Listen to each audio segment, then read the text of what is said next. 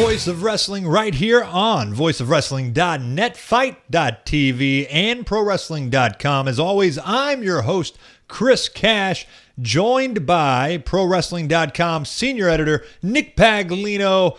And we've got a big show. In fact, later on, got a special guest, Marty the Moth from Lucha Underground is going to be joining us. But man, after Raw this week, of course, the Evolution pay-per-view coming up, we've got a ton to discuss. But before we get there, Nick, what's going on, man? Not too much, man. I mean, you know, you get the feeling that, like, one of us might, like, turn heel during the show today or something? Well, I mean, I feel like you're kind of a natural heel. You've got the terrorist right, look. I mean, but Vince wants everybody to cheer me. That's true. I mean, the voice of wrestling powers that be want you as a babyface. It's just not working. It's not working that way, though. So what are we going to do? I mean, we got to do something horrible during the show. Well, we could take Kevin Kelly, who's obviously the biggest babyface, and we could turn him heel with the opportunity that maybe it would get you over. Maybe it would get me over. I mean, probably doubtful. Very doubtful. But it's possible. Doubt it, but I mean, but we got to do something because remember, like you said, the powers that be need it to be so. Right. Even though my merch sales are so high. Your merch sales are really not bad, but the fans just aren't. A lot of negative comments constantly. They say you suck, you can't talk, you can't. They do chants in our YouTube comments. Right. They do podcast related chants like you can't talk. Yeah. And they're all surrounding me right now. So clearly, we're referencing the ending of Raw. And look, you know, we might as well go ahead and jump into our main event. And most weeks, our main event includes Roman Reigns, but this week, Nick, it clearly is Roman Reigns because WWE has really gone the extra mile, and they've taken a red-hot babyface in Braun Strowman, I guess turned him heel in somewhat of a confusing way during that main event match this week on Raw, and obviously the reactions are fairly universal at this point. People, this is why wrestling fans get pissed off, Nick. This is what pisses fans off. It's not so much that you're pro Roman Reigns if you're Vince McMahon or Triple H or whatever the case may be. That's fine. We're gonna boo him if we want to boo him. We're gonna cheer him when we want to cheer him. What pisses them off, though, unfortunately, is things like obviously Monday night, where here we are, Roman Reigns against a red-hot Braun Strowman. They could have let that be. They could have let that ride, but that's not enough, unfortunately. They've got to do this somewhat awkward transition where it seems now maybe that Braun Strowman is going to team up in some form or fashion with Dolph and Drew McIntyre. And, of course, you've got the babyface group in the Shield, although after last week, that wasn't really the way it was left off. I mean, fans are really, really perplexed at this point. They're confused. Right. They don't know what to do. And I think that Raw could not have been the reaction, Nick, that they wanted, because once that started going down at the end of Raw, the crowd got damn near just like you could hear crickets. I mean, it fell flat. Not that me and you might disagree a little bit in this conversation, Nick. So I want to open it up to you first and foremost and just ask specifically what you thought overall about the execution of whatever the hell that was on Monday. Well, honestly, I described it on the prowrestling.com Twitter account. I described it as WWE invoking scorched earth policy in order to try to get Roman Reigns over. I mean, they're burning their own land. You know, they have built up this incredible piece of property in Braun Strowman that, you know, like you said, is getting over as a no pun intended monster babyface in the company. And in WWE's just persistence to get cheers for Roman Reigns, they're willing to burn that to the ground, you know, and And here's why I think it's not working. Because, and look, I made reference, obviously in the beginning of the show, we joked around about merch sales. It is true. It was reported last week by Dave Meltzer that Roman Reigns has become the number one merchandise seller in WWE. He's overtaken John Cena. So certainly the fans, even though there might be that vocal minority, and we're going to actually speak with Marty the Moth about this later on tonight and get another perspective from a pro wrestler. We've asked wrestlers this before on the show. A lot of them seem to agree. Well, hey, look, he gets a reaction. So, if he gets a reaction, if merch sales are there, the revenue is there, he's making money. Obviously, people are interested in seeing him. They're not going to the shows. They're attending the shows. They certainly seem to be very much into the Shield reunion last week on Raw. But it's this question of the reaction that WWE seems to be wanting to get, because here's what did we say last week after SummerSlam? They were in New York. Yeah. Let's see what happens when they get out of New York. Well, they went to Toronto last night, and he was that sounded to me like bigger boos than what he got in New York. He was booed out of that building when the show opened. And of course, Seth Rollins, Dean Ambrose, they remain red hot as the other two sort of big baby faces in the Shield. So they're going after that pop. And don't you think that the audience knows this? Sure. Don't you think this is just now a game where the audience understands we know what you're doing here? That's what I don't know how you interpreted last night, but when I saw it last night, I said, you've got to be kidding me. They're going to turn Braun Strowman heel. They're going to align him with Dolph Ziggler and Drew McIntyre. And remember, the match has already been announced for the Super Showdown pay-per-view, and that's not until October, that it's going to be that trio of Strowman, Ziggler, and McIntyre facing the Shield. So we at least know that Strowman's going to be paired up with these heels at least through to that pay-per-view. I saw it and I said to myself, oh, I see what you're doing. You're trying to trick me into cheering for Roman Reigns again. And don't you think by now, we've talked about this so many times, we talk about it every week, don't you think the fans just know we know what you're trying to do here, and we're just not going to take the bait? You can throw everything you want at us. You can throw a Braun Strowman heel turn at us. We're not going to cheer this guy. 100%. And I think that at the end of the day, look, I'm not so much against the idea of Braun Strowman, Dolph Ziggler, and Drew McIntyre getting over. Like, I'm not. I think that in the end, though, I think the reasoning behind it is the problem. I really don't mind that they want to kind of go in a different direction. I think Braun Strowman could make and keep in mind, one of the things that we've talked about a lot, Nick, is the idea of Roman Reigns going all in with kind of this heel persona. But he's not this massive babyface that would make huge waves if he did it. Braun Strowman was over by every account. Him actually turning heel at least gives you more of the shock and awe factor that's been missing in pro wrestling for God knows how long. So to me, I don't particularly mind them going in that direction. The problem that I have, though, is the reasoning behind it. Because in the end, Nick, I'm just afraid that you're not going to end up getting the reaction going forward that you're expecting out of this. Because I guess let's open up the discussion a little bit here on what happens going forward. Let's say next week they come out and Dolph and them then kind of make some sort of solidification that the three of them are actually going to work together, so they can obviously have this match, maybe between the Shield and these three. If this is more of a long, short-term solution, Nick, if this is kind of the Shield on one side and these three on the other, how do you picture the fans actually reacting? Because on one side, you have Braun Strowman, who's over, and the other two guys who are not over on a babyface level, really. They're great, and everybody loves them. I think fans really enjoy McIntyre and Dolph together, but but they're gonna boo them as they're supposed to. On the other side, you've got two guys who are also uber over in Dean Ambrose and Seth Rollins, but then you've got obviously the Death Star of it all in Roman Reigns. That's going to really bring that down.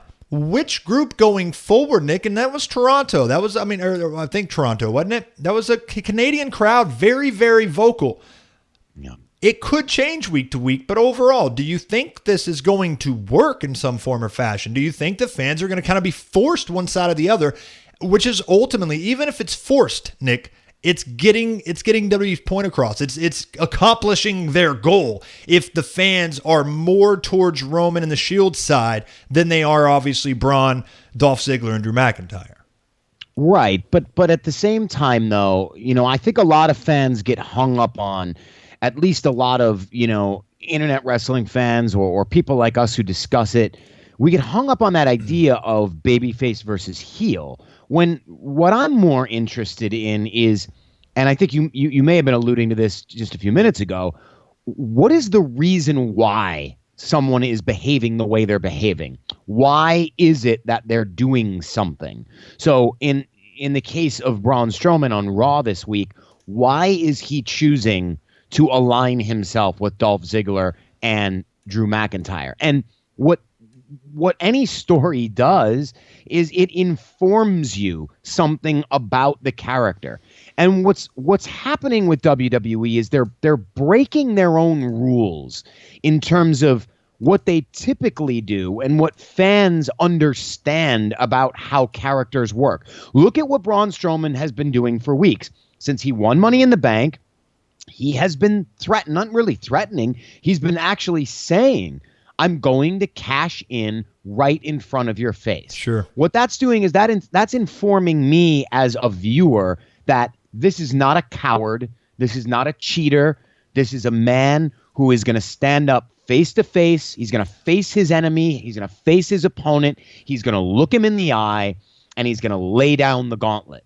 Well, all of a sudden on Raw this week, he's not doing that. Right. Then interestingly, after the show, not during the show, after the show, he gets on Twitter and he says, an eye for an eye, Roman, and then something like hashtag payback or something like that. So, okay, this was to get back at the Shield taking out Strowman, which we talked about this last week. You could argue that what the Shield did to Strowman was a very heel move. It was, sure. That's 3 guys on 1. Now, realistically, though, if you want to break this down, if this were real, Braun Strowman's huge. I think you need maybe 3 guys if you really want to take him out, and I think Roman Reigns alluded to something along the lines of, look, those guys are looking out for me. I'm the champion. They want to make sure that I stay the champion. Right. Okay, that's not necessarily a bad guy move, but now you've got Braun Strowman, who I have been told as a viewer for weeks is this certain kind of a character and is this certain kind of a guy. And now all of a sudden he goes completely against that grain.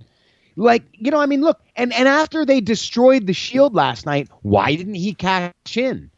So at the beginning of the show, he announces he's cashing in at Hell in a Cell, which is a very babyface thing to do. Then he's doing this at the end of the show. It's leaving everyone scratching their heads. Yeah. And not only, like I said, to go back to my initial point, not only because we don't know if he's a heel or a babyface, this doesn't make any sense to me. These characters' actions don't make any sense to me. So I guess I'm to assume after his tweet last night that was a one-off thing where he aligned himself with 2 other guys in order to take out the Shield and say, eye for an eye. I got you back. You one-up me on Raw last week. I'm one-upping you on Raw this week. Right. But we know in October that those same 3 guys are going to team up to face the Shield. So I think the whole thing left everyone scratching their heads on a deeper level than just whether or not these guys are heels or baby faces. But what am I supposed to think about this character? And really any of the 6 guys right now. I think really Seth Rollins is probably the only guy that you can say. I mean, look at Dean Ambrose last night. He did that awful segment with Jinder Mahal where he's talking about dreaming of breaking his ribs and cracking his head. And, I think Seth Rollins is really the only guy right now that comes off as a genuine babyface to me. I think Dean does. I mean, obviously, with the big pop on his return, I think Dean Ambrose, without a question, is there. But I'm afraid that without a lot of great creativity, that it's just... Look how many guys are being damaged at the expense of Roman. And at some point, yes, you can talk about the merchandise sales. You can talk about, but when you think about Dean Ambrose, when you think about, by the way, Dolph and Drew, I think kind of get a huge rub out of this. So maybe that kind of tilts the scale to more of a medium and some sort of balance. But in the end, you've got Dean Ambrose, who's been massively over. You've got Seth Rollins, who continues to remain hot.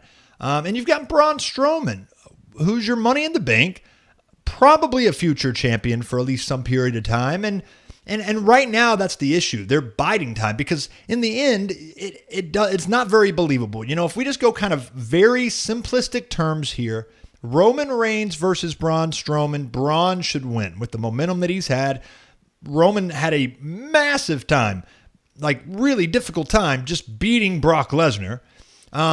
So if you look at it from that standpoint, Braun should actually win the title. So they've got to find a way to kind of even the score a little bit. And I think that might be a part at what's at play here, Nick, versus just continuing to try and get Roman Reigns over as a babyface, because clearly that is some sort of intent of theirs.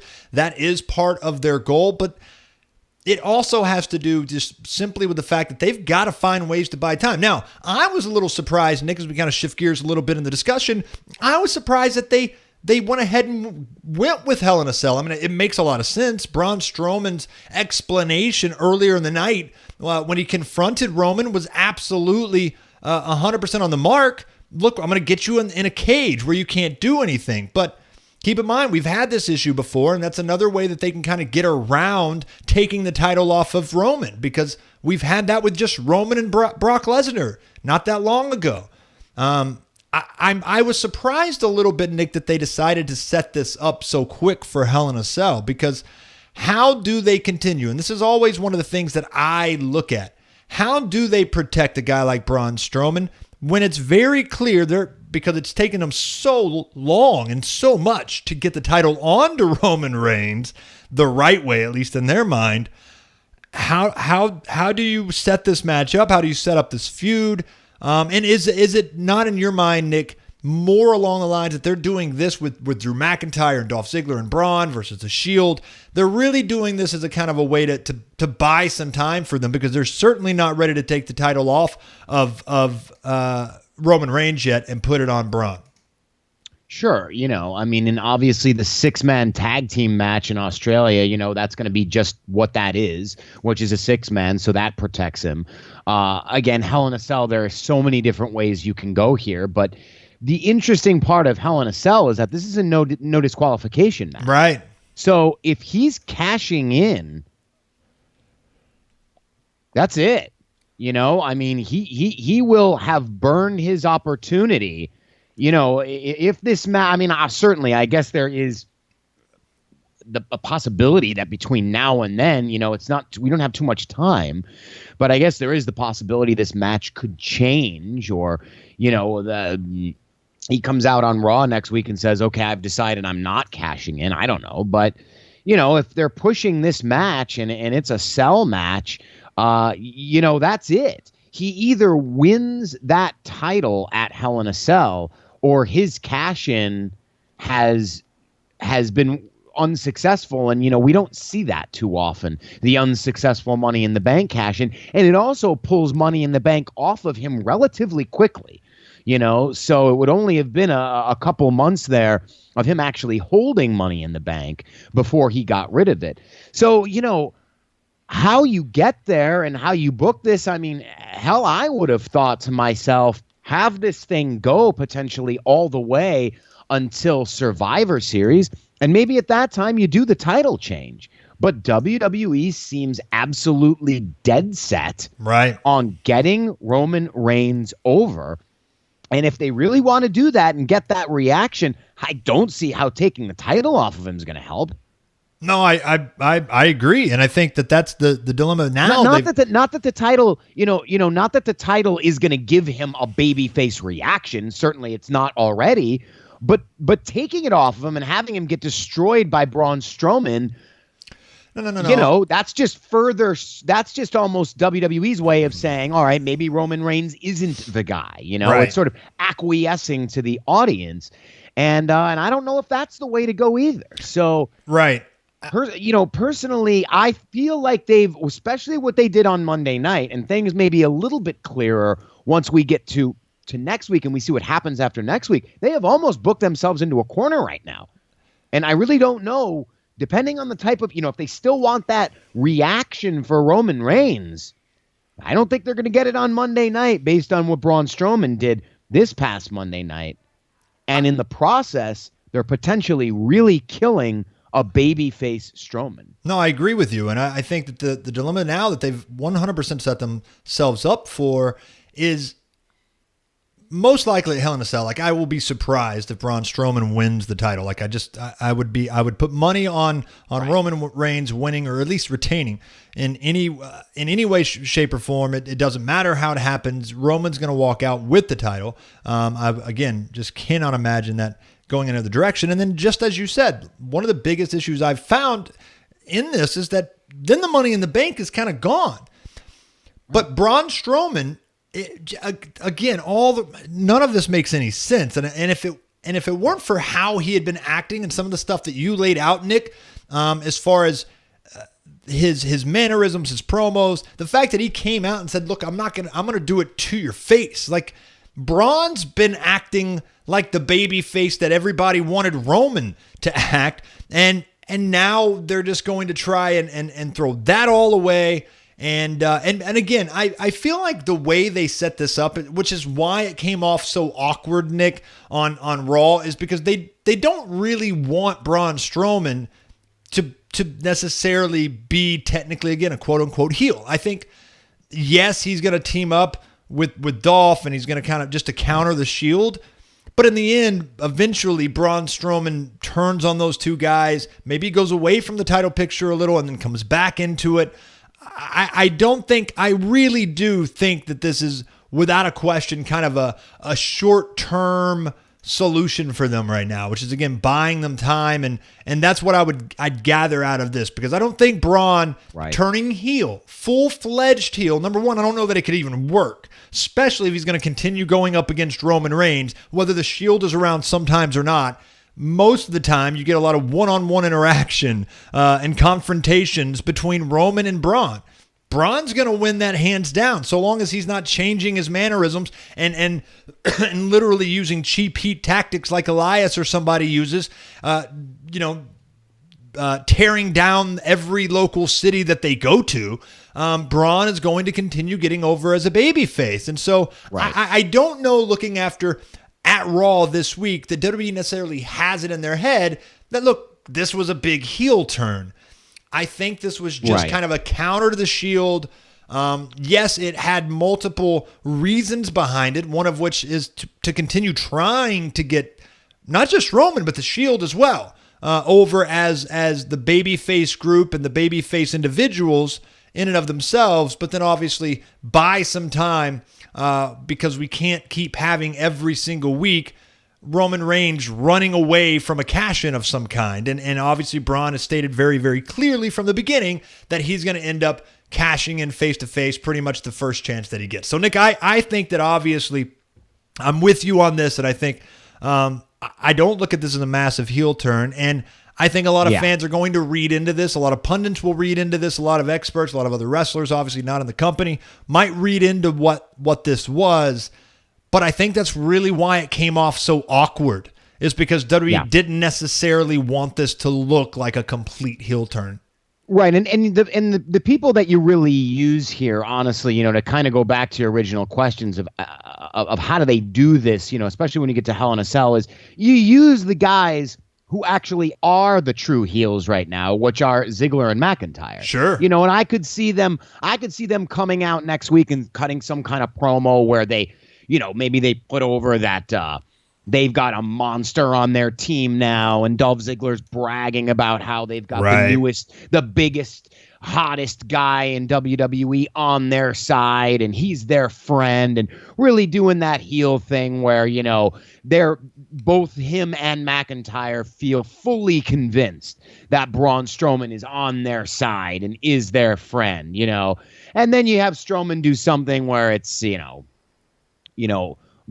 something along the lines of, hey, just because I took out the Shield last week doesn't mean I'm your friends. And then he can destroy McIntyre and Ziggler. And honestly, then that could give McIntyre and Ziggler cause to interfere in the match on Roman Reigns' behalf, and maybe cause some kind of a distraction or something that allows Reigns to win and retain the title at Hell in a Cell.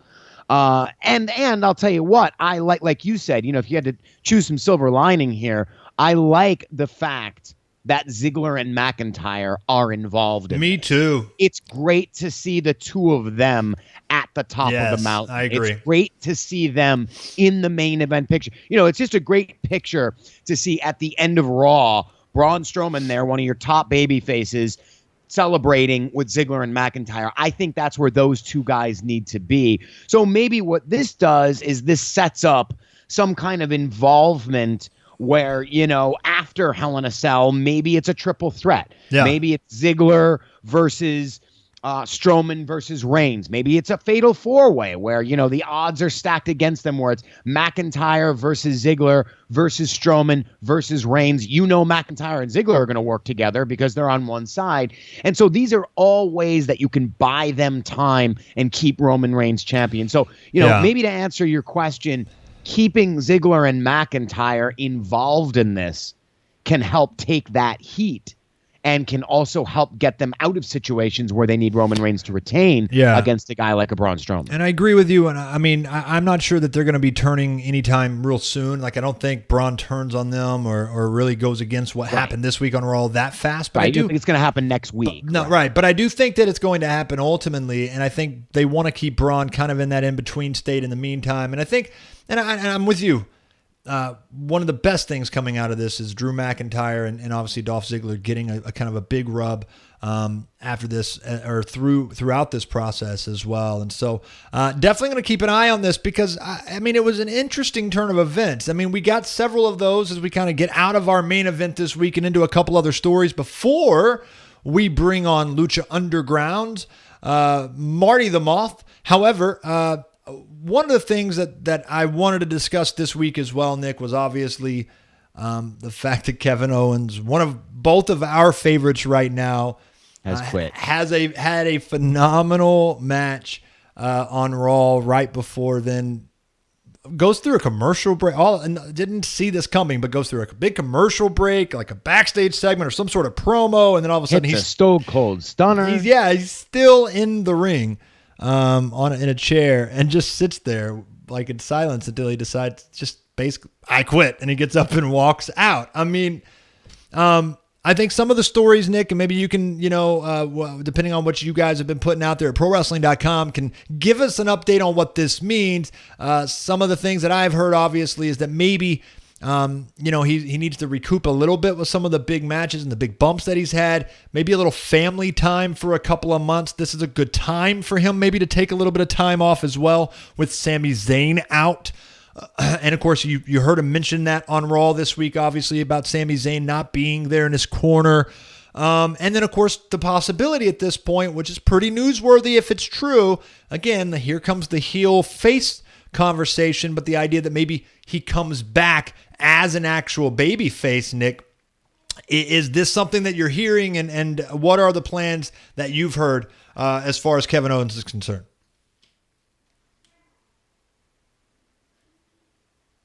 Well, no, this is, to sort of clarify, this is storyline related. So, this is not a case of, Kevin Owens actually. Uh-oh. Are we losing Nick a little? So Nick is in New York, by the way, and I think we may be losing him. Apparently there's some major heat going on in New York. Some brownouts have been going. I think that's what they call them or something. I don't think anybody really thought that was the key. So maybe Nick is around. Clarify if anybody. We're going to take a very short break, guys. I'm going to get Nick back on the line. We'll be right back here on The Voice of Wrestling. All right, and we're back here live on The Voice of Wrestling. Chris Cash, Nick Paglino. I think we've got Nick back. And Nick, we were just talking about Kevin Owens, and you were talking about it maybe being, of course, storyline related, as we know. But I also did hear that at least there was maybe some possibility they was looking for some actual time off, just because of maybe not necessarily major injuries, but something along those lines. So kind of give us what type of updates you guys have been reporting over at ProWrestling.com for the reason behind his release, and then of course what you think of it. Yeah, well, right now it doesn't appear to be injury related. This could simply be him taking a little bit of time off for creative reasons, just for purposes. If you look at the way he's been used, in the past couple of months, it's sort of been to just build up and put over Braun Strowman. He came over to Raw because he sort of had that storyline going on with Sami Zayn where he was fed up over there at SmackDown, and then he quit there, or he left there, and then he came over to Raw, and now he's quitting there. So this could just be sort of a way to freshen him up. I don't like it because I really think that as much as I and like say for example in the case of Dean Ambrose, and we know that was injury related, but as much as time off can do a wrestler good, at the same time he was on such a roll and he was doing such a great job that you'd hate to see him disappear from television for a while. But I would have to guess that if he does take a couple, let's say, where are we? We're in the end of August here now. Maybe he comes back in time for that big event in Australia. He's actually going to be, the thing we do know is that he's going to be teaming up. Unless they change that, we do know that he's going to be teaming up with Elias to face John Cena and Bobby Roode at the Shanghai Live event. Now, that's not a televised event.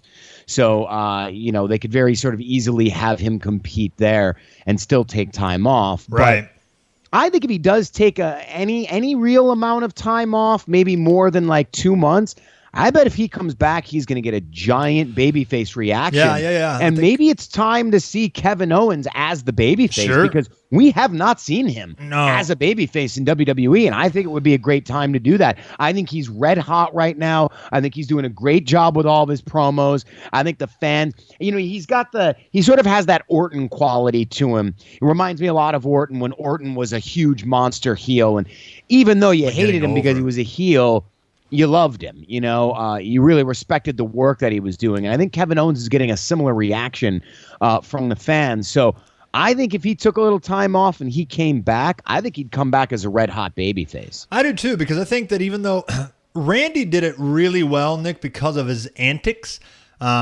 whereas he wasn't a bad promo guy, but he's not Kevin Owens. And I think Kevin Owens, the reason he's getting over so much is because the really offline almost. It's not, a lot of it's not televised. It's just great behind the scenes, WWE.com exclusives, network exclusives, stuff that you see off the air most of the time that of course is resonating all across the internet, being shared, memes, videos going viral. I saw a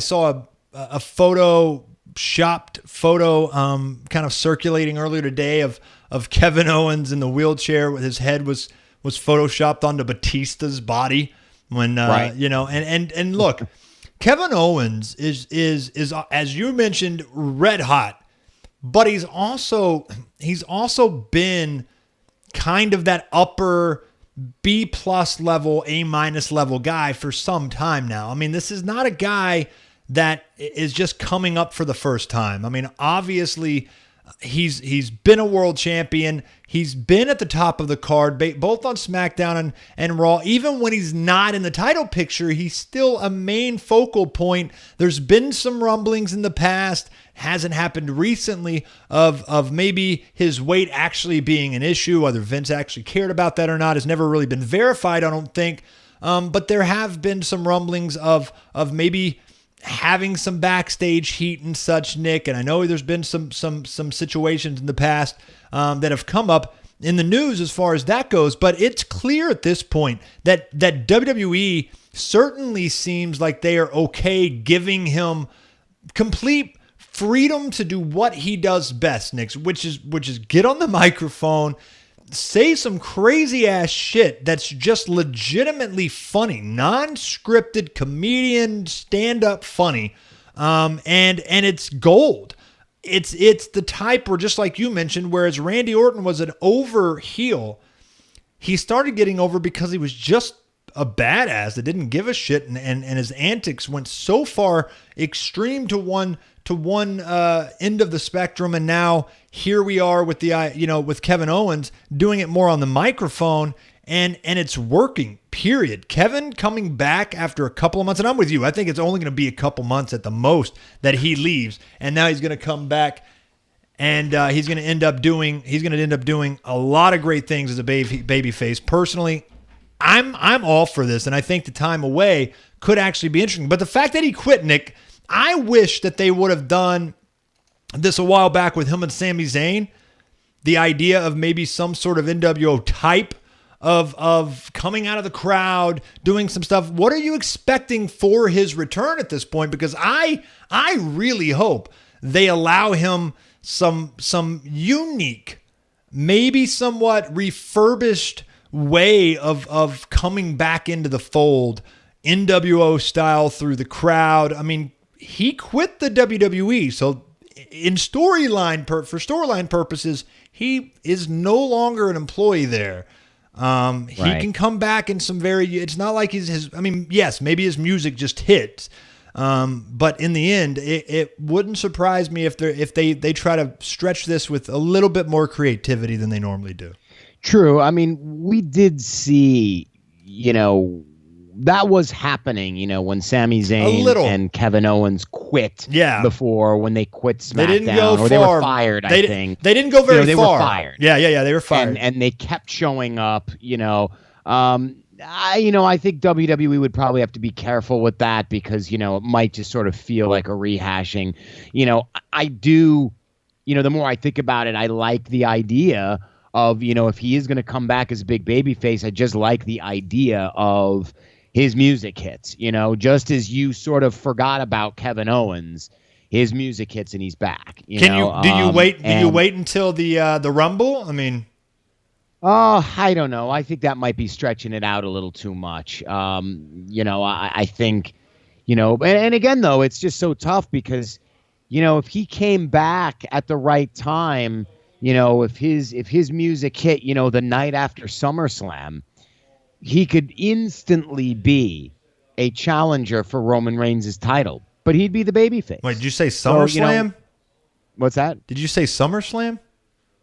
No, did I say Survivor Series? You said SummerSlam. I said SummerSlam. I'm sorry. I meant the night after Survivor Series, in November. And that gives him from now a few months off. You never know. They may tease the thing where is he? What's he doing? But, it gives him that few months off. I think that would be an ample amount of time for people to sort of forget about Kevin Owens. And then, whatever program Roman Reigns has at Survivor Series, when that's done, that next night on Raw, maybe he needs a new challenger. Boom, there's Kevin Owens. He would get a huge babyface pop. But that might be difficult to do because he's going to get the babyface pop over Roman Reigns. I think I really believe what probably happens here is, even though he may take some actual extended period of time off, Nick, I won't be surprised if WWE has a very smart line of thinking here. And the fact that Kevin Owens is good when he's in a live audience or with a live audience out in the actual middle of the ring or on the entrance ramp or where he's giving his promo. But he's also so good, and what's really been getting him over the most are the behind-the-scenes kind of backstage vignettes type of style, like storyline-driven roles that he's giving behind the scenes. The car that was a WWE.com exclusive or whatever it was, all of that type of stuff. It won't surprise me because as we saw on Raw, Baron Corbin talking with Stephanie McMahon on the phone, saying, "Hey, I'm going to get to the bottom of it. Basically, I'm going to try to figure out what's going on with Kevin Owens."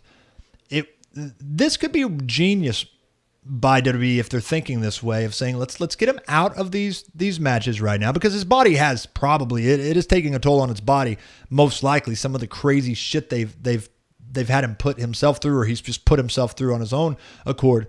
But let's allow him kind of some of these out of WWE type style vignettes. So I would imagine next week, even though he's going to be off, taking some time off potentially, and maybe you'll skip a week here or there, it won't surprise me if this will be like a running gag every week, basically, of trying to catch up with Kevin Owens, essentially just for him to be funny, just for him to talk about, woe is me, the world is against me, I should have done this, I should have had this, all this should have happened, but it didn't, and I'm sick of it. And look, as crazy as it is, where in real life, somebody taking that approach to life would be a massive heel, you'd be like, get over it and get up, and move on, because it's wrestling and because it's Kevin Owens, because he's so damn good at it, he's going to get over. I mean, he's going to be funny. And especially when it's produced. This isn't live, Mike. This is produced stuff. As long as it's not cheesy and too over the top, Nick, I won't be surprised if Vince and WWE already has this in mind. Let's give him a little bit of time where he's not going to be the focal point, but you're going to start getting these segments probably every week going forward, or most weeks going forward, where you get Kevin Owens outside of it until it does work its way up. Maybe he has a good 3 or 4 week absence at the most, where you don't actually see him at all, and then he comes back in whatever fashion they're going to do. But there's a couple of ways they go about this. Either he quits and he takes legitimate time off actual camera. You do not hear from or about Kevin Owens for however long they're going to do it. Or what I won't be surprised if they're actually considering here, Nick, and that would be, of course, let's put him in there and let's give him what he's really good at, some time out of the ring, some really decent kind of storyline driven scripts, and kind of kill some time that way with someone like him, because it could be great. I mean, you're really using him in a great capacity, and if there is truth to the fact that he might be a little banged up from the matches that he's working, it could give him time to sort of heal up a little bit, but keep him fresh, keep him hot, keep him in front of the audience. Right. But I'll tell you, he is one hell. I mean, he had one hell of a match. He had the match of the night. He did on Raw this week. He usually always has the match of the night when he's in the ring. So, as much as this time could sort of do him well to maybe reintroduce him as a babyface. Yeah. You hate to see him off TV because he's that good. Well, and that's why you might not. I mean, maybe you see him in the other capacity and stuff, and keep him around because he is that good. Before we wrap up, though, we do have to talk about, obviously, a great segment. Probably one of my favorite segments on Raw was Elias in the middle of the ring with a returning Trish Stratus to set up WWE Evolution. We're going to probably get a lot of that going forward, whether it's Lita returning over the next couple of months before that pay-per-view event.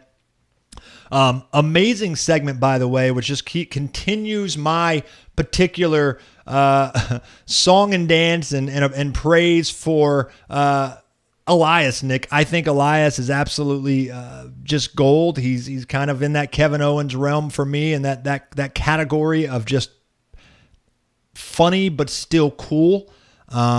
He's not Heath Slater type. He's just funny, and he's very good. He gets over. He every week in and week out, Nick, Elias is getting one of the biggest pops and biggest consistent reactions throughout his entire segment of anybody on the roster. There is not a flat segment during Elias when he's in the middle of the ring or on the entrance ramp with his guitar playing to the crowd. Elias is one of the best in WWE right now on the mic, playing that type of gimmick. You've got a lot of good guys out there right now that can pick up a stick and talk. But Elias has such a unique gimmick, and it was one of those things that you just didn't know how it was going to go over when he debuted with this and everything. And they have taken it and stretched it. They've stretched literally a gold mine here. They've stretched this dollar a long ways. Trish Stratus did a great job. She looked obviously phenomenal. They had some pretty interesting jabs at one another, to make the fans go ooh and all. And then, of course, we got the big announcement, Nick, which was obviously we've got who is it? Trish Stratus versus Alexa Bliss. And then, of course, Alexa's going to be doing her rematch clause at Hell in a Cell. I think that's what we got primarily out of that. And then, of course, we heard also the Bellas are supposed to be back next week and for in-ring action as well. So a couple of things as far as the Evolution, Nick. What did you think of the segment? Obviously, Trish Stratus, and of course, setting up Trish Stratus versus Alexa at Evolution. And what do you think, obviously, about how they're trying to kind of repackage a little bit Alexa, who I would imagine goes over Trish to look strong. Maybe not, but you're going to have a lot of other returning baby faces that can go over the irrelevant women that are out there. Alexa's not one of those right now. And if you're going to set up Alexa for a rematch and her have after what happened at SummerSlam, she needs this win over Trish Stratus. And Nick, you and I have discussed what they could do at Evolution and maybe whether or not we actually agree that this is a good thing to go as far as nostalgic matches. People talked about Trish Stratus, Mickie James one more time, Trish Stratus, Lita. I think that would be a waste of time and a waste of space. Allow people like Trish to put over the people that matter. In this case, Alexa Bliss is a good one. She needs to win at Evolution. What do you think? I couldn't agree with you more completely, and I like the match. I think Trish looks great. Like you said, we saw her in action a little bit briefly earlier in the year in the Royal Rumble match. She looked great. So, and this is a win that Alexa Bliss really needs. There is no reason why a Trish Stratus needs to win this match. No. You see a good, solid match out of these two. You get that nostalgia feel. You're reminded by Trish Stratus's abilities and her in-ring work. So it's an all-around win-win for everybody watching the match and participating in the match. And then, like you said, Alexa Bliss has to get that win, especially coming off a real humiliating loss to Ronda Rousey at SummerSlam in the fashion that she lost. So, I think what's sort of mixing into the fold here is the Bella Twins. Obviously, we're going to see them back in action on Monday night. They're taking on the Riot Squad. But more importantly, though, we know that the Bella Twins are teaming up with Ronda Rousey at the Australia show in a 6-woman tag team match. And that is where I could see WWE pulling the plug on the heel turn from the Bellas. Because don't you get this feeling that they don't belong in, especially that backstage segment last night where you saw Trish Stratus come back and she's back there and she's walking with Natalya and Ronda Rousey, who we know are really good friends, and we see those two on a week-to-week basis. And then all of a sudden they're the Bella Twins, and they're joining in on all these celebrations. And it's not, again, I'm approaching this from a storyline standpoint. I'm not saying they don't belong part of the women or, they call themselves the Women's Evolution. They're very much part of the Women's Evolution. I'm not saying from a realistic standpoint, but from a storyline standpoint, you haven't seen them. They've been off television. It just feels like they're being overly nice to these women. They're in the ring celebrating with Ronda Rousey. I don't really understand why. It hasn't been explained to us that they're friends at all. So I could definitely see a heel turn here from at least Nikki Bella that then sets up the Ronda Rousey Nikki Bella match and I think WWE Evolution. What could be tricky is what do you do with Brie, because Brie's teaming up with Daniel Bryan, and she's obviously going to be that baby face heading into that pay-per-view at Hell in a Cell. But remember, the Australia shows, Evolution, that's after Hell in a Cell, so both the Bella Twins could turn heel after Hell in a Cell. No, I agree with you, and I think that maybe Natty's heel turn has kind of been delayed a little bit because of her father's death. I think she's over so much, and I'm not saying that they do have this in mind, but I think Natty was the go-to. I think now the Bellas, without a question, and I'm with you. I mean, obviously they belong there. They're part of the Women's Evolution, but in the end, they're more mainstream with the total divas, total Bellas gimmick, the reality stuff. That is not your typical WWE crowd. Even if it's drawing decent numbers, it's not the big crossover crowd. There's a lot of non-WWE fans watching that show. I think Vince and WWE kind of forgets that sometime. I think they think their fame on that level, and of course, Nikki and John Cena and a lot of the mainstream press they get, I think they actually look at that and think it translates to the Bellas being over on regular Raw or SmackDown, and that's not correct. The case. Mean, I don't know about you.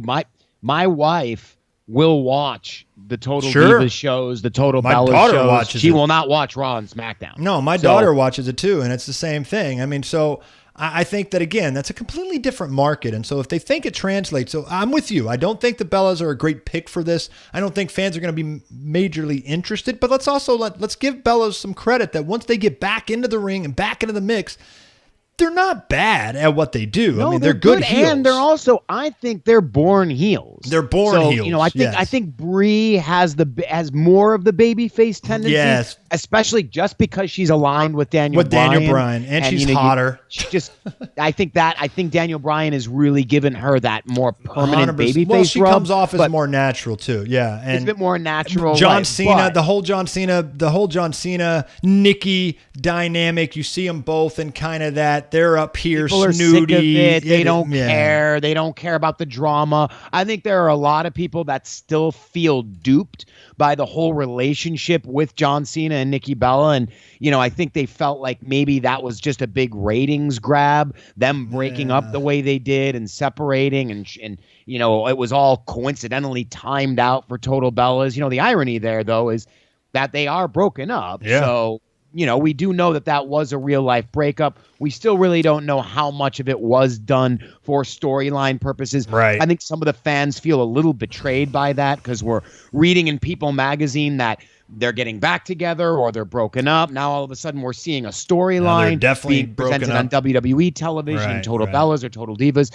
So, I think that has really lent itself to the heel reaction that the Bella Twins are getting right now. Because look, Brie got a really great babyface reaction when she came out on her own on SmackDown with Daniel Bryan. And I think she's going to continue getting that reaction with Daniel Bryan as she heads into Hell in a Cell.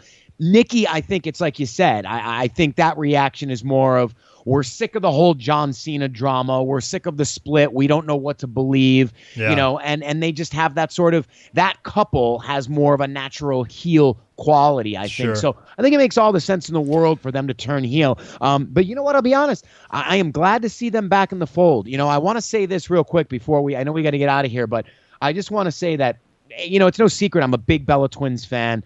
If anybody watches Total Bellas, I think WWE owes me about $3 billion because of how much I appear on that show, popping big for Nikki Bella when she came out at the Royal Rumble. I have a lot of respect for the women who were of the WWE Divas era. Oh, sure. And Maria Kanellis actually said something really interesting on Twitter this week. She came out and she said, listen, don't knock the Divas because they helped pave the way for where the women are now. The Tori Wilsons, the Stacy Keeblers, the Christy Hemis, the Litas, the Trish Stratuses, the Maria Kanellises, the Ashley Massaros. These are women who were wrestling in, lingerie matches, pillow fights, bikini matches. They were Trish Stratus on all fours, barking like a dog in front of Vince McMahon. They were in some very humiliating storylines, but we have to remember that this wasn't their fault. This is the way they were booked. And back then in the WWE Divas era, there was no Performance Center. There was no NXT. The women were not given the training that they're given now. The men were given the training. They came in through developmental. They learned how to wrestle. They came up to the main roster, and then they were showcasing those skills in the ring. The women didn't have that opportunity. So you had these women that were being hired. They were models. They were, lingerie models, or they came from other professions, cheerleaders. And all of a sudden, they come into WWE, and they're thrown into the ring, and they have to have a pay-per-view match. And I think the fans unfairly criticized them many times for not having good matches when the reality was they weren't given the opportunities men were. They weren't trained the way the men were. So to see women like Trish Stratus and the Bella Twins, who maybe started out without that training because of their backgrounds, were not in pro wrestling, to see how hard they worked and how good they have progressed versus someone like, an Alexa Bliss or an Ember Moon, who came from that strong developmental system, that the Shayna Baszlers, the Alexa Blisses that have come from that strong NXT performance center. To see that women like the Bella Twins and the Alicia Fox, actually, who's been around, she's sort of left over from that era of the WWE Divas, to see them work that hard and try to get that good, I think is highly commendable. Very well said. And on that note, we have an awesome interview. Lucha Underground's Marty the Moth. He's up next. This is the Voice of Wrestling.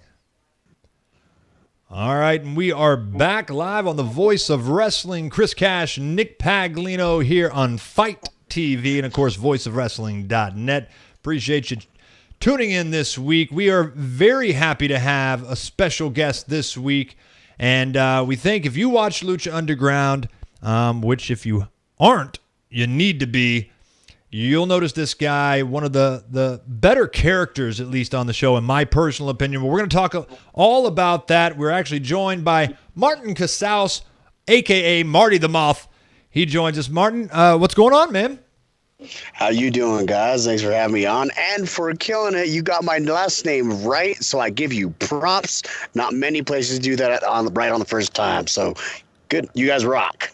All right, cool. Well, do you want me to just kind of let you in on a little secret then? I mean, this way we don't pat ourselves too much on the back. I was literally YouTubing clips, and I was like, okay, let me go into some interviews here. I heard one guy just call you like Marty, and I was like, all right, well, he's afraid to do the last name. And some other guy said, oh man, I mean, I think he just made something up entirely. So finally, I landed on someone an interview you did where they actually asked you, how do you pronounce your last name? You pronounced it for him, so I'm guessing you know how it's pronounced. So that's the version that we use today. Someone who does their research. Look at that. This place is awesome. I like it already. Yeah. Yeah. Well, talk about the new Susan. Now we're going with different names. Season of Lucha Underground, because I had the chance about 3 or 4 years ago to go, and I won't name who I was accompanying and who I was there with, but I actually had the chance to go into an actual recording for Lucha Underground. I think maybe during the second season. I'm not 100% positive of which season it was, but it's been a good 3 or 4 years. I actually do remember you being there, though, and coming out. You had a very small kind of vignette type of recording that happened at the particular time I was there, but it was absolutely phenomenal. I mean, Lucha Underground is such a unique experience, on TV, but going to Lucha Underground live was just insane. It's such an insane atmosphere. I imagine in the last 3 or 4 years, it's only gotten better. Nothing's changed. But talk about Lucha Underground, your time there, and of course, why people should be tuning in this season. Well, if you guys haven't, I agree with you. If you guys haven't been tuning into Lucha Underground, you guys should be. If you guys can't find it, it's on a thing called Netflix. 99% of the world has Netflix. That's true. At least everyone who watches wrestling, they got to watch it somewhere. They usually have Netflix. It's there. It's on YouTube. You can easily find it by just typing Lucha Underground streaming online. I probably shouldn't promote that one, but that's how I find it. I don't have a TV. Lucha Underground is actually an excellent TV show, not a wrestling program. It's a TV show about professional wrestling, because we can have the opportunity to do things other places cannot, such as time travel, bringing people back from the dead, killing people. How many times do you see that on other professional wrestling leagues? Yeah. Never. You don't. This is a TV show about a professional wrestling league. So it's got time travel. It's got the pop culture references.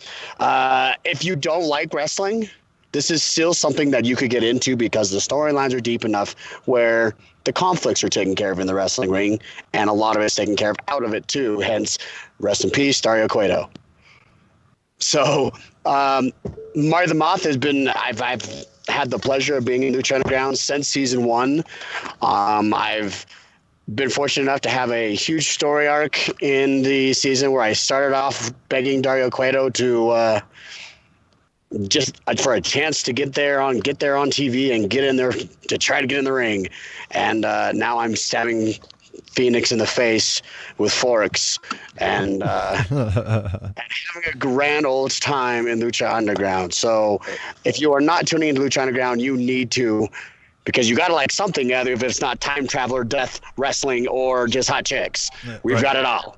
You got it all. Talk a little bit about the creative process. I mean, you mentioned names like, Phoenix. You've got talent in there, obviously Ricochet, formerly Prince Puma. You got guys in there who come from maybe more of a strict wrestling background. What is that like, sort of coming into a show like Lucha Underground and diving into that super creative universe that's maybe not so much stressing on the in-ring product, but just the overall story?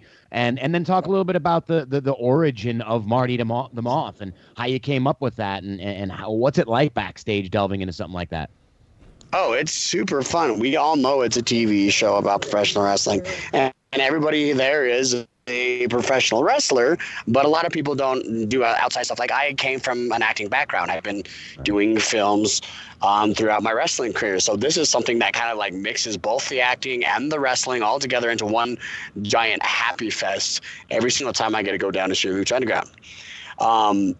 It's a fun thing as well, being a TV show where there's not people really fighting each other for, hey, you're getting this spot or this TV time, because everyone seems to kind of get 15 minutes of fame during their time. Last season 3, I was having some TV time, and now you saw me in season 1, and I haven't pretty much been around because I broke my arm because Pentagon sucks. Really, what you need to come out of this poundcast is that Pentagon sucks. That's it. That is what you need to do, is learn. So there's the pull quote right there. We can pretty much just hang up, and I can just say, right. We'll just put it on like like some sort of repeat over and over. Well, that's interesting that you're talking about, nobody really fighting for that time. Do you think a lot of that has to do with the fact that you actually have a season that has a beginning, a middle, and end, and you sort of know the direction that you're going in, you know the story that you're going to tell, you need to get somewhere, as opposed to a company like a WWE or an Impact that's just going every single week, and everything is so open-ended that you never know when anything's going to sort of wrap up or when. Do you think having that trajectory benefits you guys? Absolutely. I absolutely think that does, because you can talk to writers, and if you're not sure where you want, like, they can tell you pretty much a gist of what they've written for this season.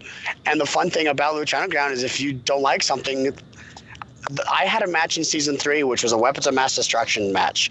A lot of people remember that match as something that, like, that's where Marty the Moth is. That's where I remember him from.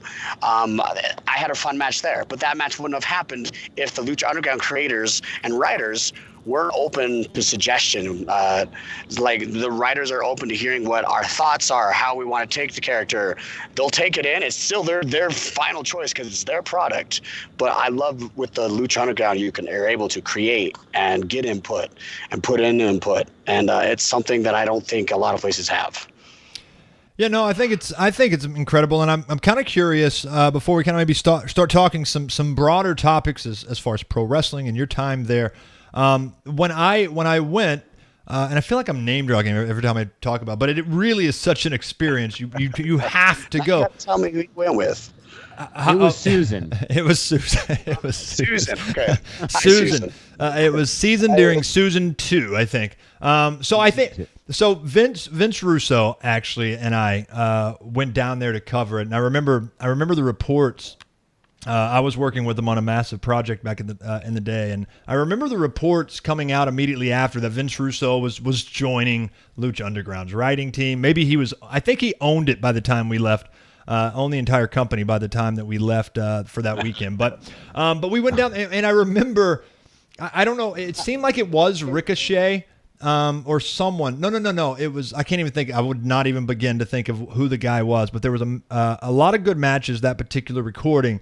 But on top of the office building, I think, that was right next to the ring at the time, and maybe it's still there. I haven't actually seen this season, but the guy came off and did like a missile drop kick or something from that podium, like on top of that building stage area into the ring.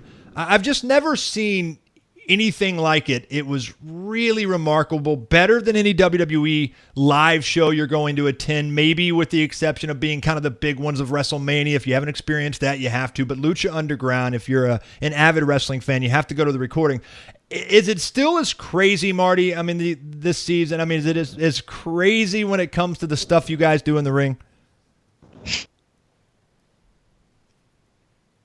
Uh-oh, did we lose? We moved to a new temple for season 4. I'm still here. Can you hear me? Oh, now we can. Okay, so you moved to a new temple. Right. We moved to a new temple. All right, I switched my hips, and so now my phone works. Now we got it. We moved to a new temple for season 4. Okay. And we had that first day with Aztec Warfare where people were kind of shaking it off.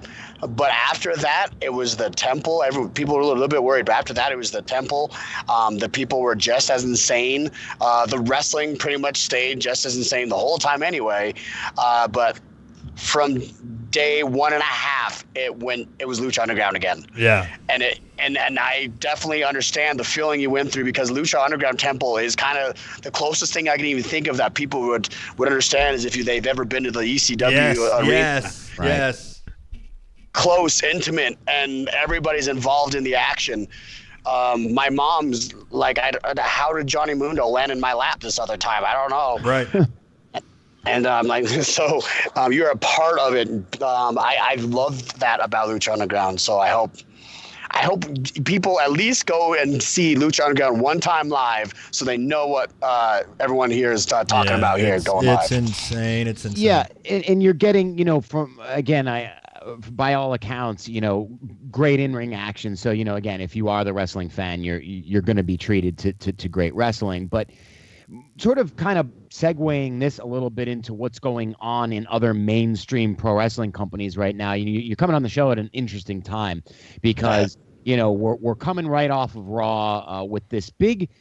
It seems to be the big problem of Roman Reigns. We talk about this. We've been talking about this for months now, with WWE sort of really trying to get him over with the crowd and get that big applause. And, last night they're even going so far as to potentially turn Braun Strowman heel, who is a really big baby face in the company. Do you think that for you guys, you have an easier time because your characters in Lucha Underground are so big and so well-defined, and they really are characters? Do you think it's easier for characters like that to get over as opposed to maybe what you're taught in WWE? Because I know you spent time in WWE as well. So maybe even just using your own experience from your time there, how do you feel about this issue of getting guys over and how it compares from, say, a Lucha Underground to WWE? I like that question. You do like that. You said you do or you don't? I do. That's an interesting question. I like that. I've never actually thought much on that subject, to be honest. That's Nick's that's Nick's quota. He only has like one every week, one good, one every interview, one. So he saves them up. It goes downhill from here. But by the way, we want to preface Marty is driving, so if you kind of, all right, Marty, are you there? Can you hear me? Now we can. Yeah, Go ahead, brother. Hello? Yep, you're good. We got you. Well, he was good. Honestly, a lot of it comes down to. Oh no, are you serious? It's not good anymore? No, now you are. Now you are. Okay, we are almost parked. Okay, no worries. Go Perfect. ahead. All right. So so take that answer from the top again, because we got you back now. Okay. And then you're gonna lose me in like 2 seconds again. We're almost parked. We're almost parked, so like 30 seconds. No worries. So, I think this is actually a good opportunity to sort of segue into a more broader topic. One of the things we've been talking about on the show for the past couple of weeks, past couple of months really, is the problem of Roman Reigns in WWE. And you're coming on the show at a good time, because we just saw on Raw this week, WWE is actually taking the lengths to sort of turn Braun Strowman heel, really all in an effort to get the crowd behind Roman Reigns and to cheer Roman Reigns, because so far it just isn't working. And so I'm wondering, do you guys encounter issues like that, or do you find that it's easier for you to get the response you want from the audience because of the characters you guys create in Lucha Underground. They're those big over-the-top characters. They pull from all sorts of reality and non-reality. And you have spent time in WWE, so I think you sort of learned that way of going about the business. What do you think is easier in order to get that crowd reaction? Really, it's going to be an unpopular answer, but everyone is booing Roman Reigns like crazy, and yet everybody else is still buying his merch.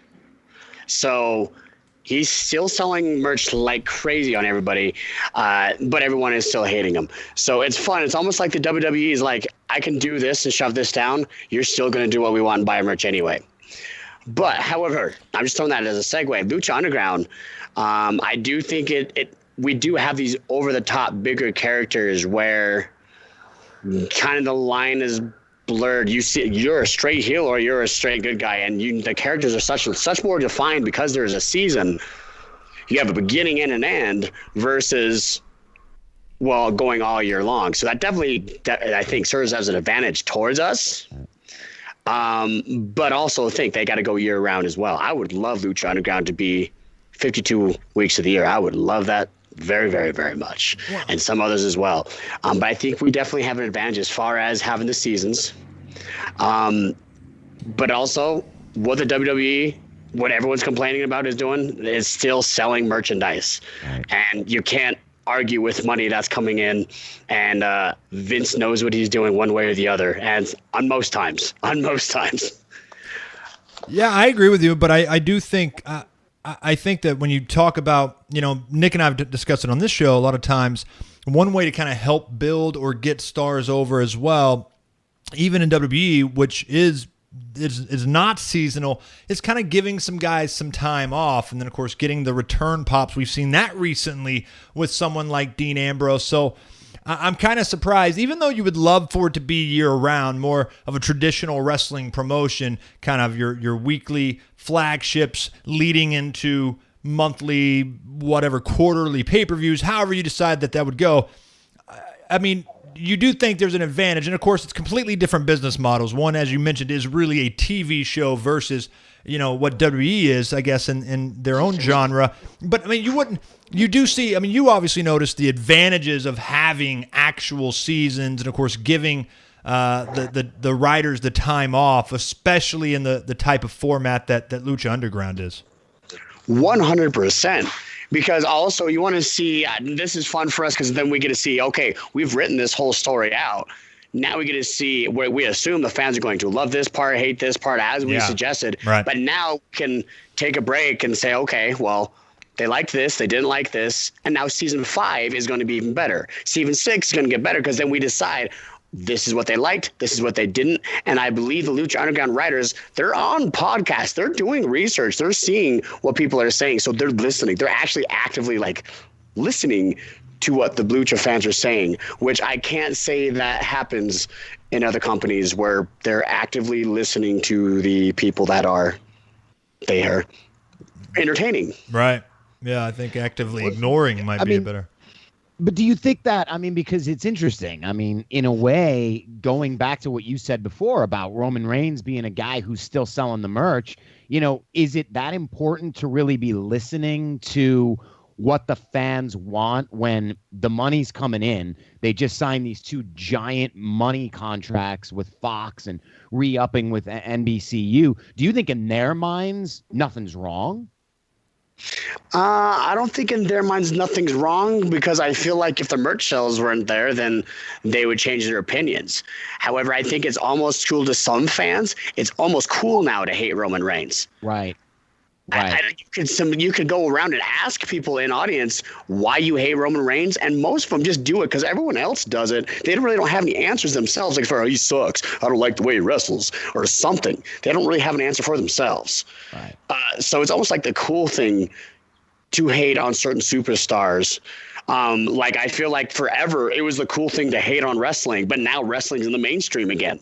Right. Can I simplify it in a sense? I'm just kind of curious your take. I think a lot of it has to do with the physical kind of prototypical look of a wrestler that everybody's had ingrained in their mind, and the fact that I think a lot of wrestling fans and used to these guys would have been kind of considered the IWC or internet wrestling community that is now kind of merged into just general mainstream because how popular the internet is. Everybody kind of knows everything anymore. But, think about a John Cena not getting over the way, that they would want him to, the kind of in-between, very, very controversial or polarizing type of figure. And he's that prototypical babyface that used to be. And then obviously Roman Reigns is now the same thing, yet that's not what the fans really think they want anymore, despite I would consider Roman Reigns as over as ever. He's just not necessarily getting the reaction WWE wants him to get. But yeah, you've got then, of course, the Daniel Bryans, the AJ Styles, the Samoa Joe and Kevin Owens, and a guy like Braun Strowman, who's kind of the Big Show type of character that's also getting over like $1 million. It almost comes to like the physical nature, like literally their body type. As long as you're not beefed up, perfect shape, Randy Orton, John Cena, Roman Reigns type of figure, you have a decent chance of getting over. If you are in amazing shape and look like a real superhero, you're kind of screwed, Well, that makes a lot of lazy people happy. Yes, it does. It does. But anyway, I think Lucha Underground has been doing some phenomenal things, and it is such a far extreme from one end of the spectrum as it relates to WWE. And for all the fans that bitch and complain and moan about there not being any other options and about WWE's monopoly on the pro wrestling business, not only is the independent wrestling scene getting hotter, but Lucha Underground is on Netflix, is doing their thing. You've got, of course, Ring of Honor still going. There's some other really good promotions. People are starting to get a little more familiar with stuff overseas and New Japan. I think the internet these days, while WWE is still going to keep doing their thing, Marty, tell me if I'm wrong, that social media and the internet really just allows and kind of opens the landscape up for, of course, companies like Lucha Underground, but some that maybe we don't know about yet, or those that might come in the future. The non-WWE pro wrestling landscape is out there, number one, and people just need to go find it. And is not hard to find. I think I 100% agree with you.